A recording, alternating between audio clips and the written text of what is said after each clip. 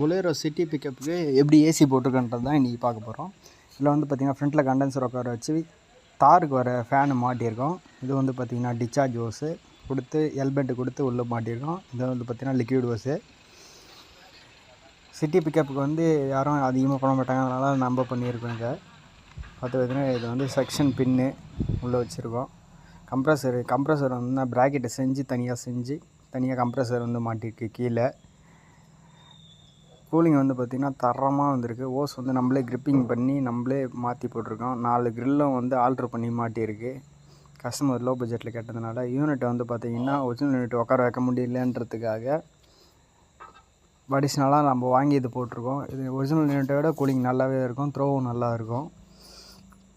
4 க்ரில்லுமே கொஞ்சம் ஆல்ட்ரு பண்ணது தான் எல்லாமே. இந்த மாதிரி வீடியோஸ் வேணும்னா லைக் பண்ணுங்கள், கமெண்ட் பண்ணுங்கள், ஷேர் பண்ணுங்கள்.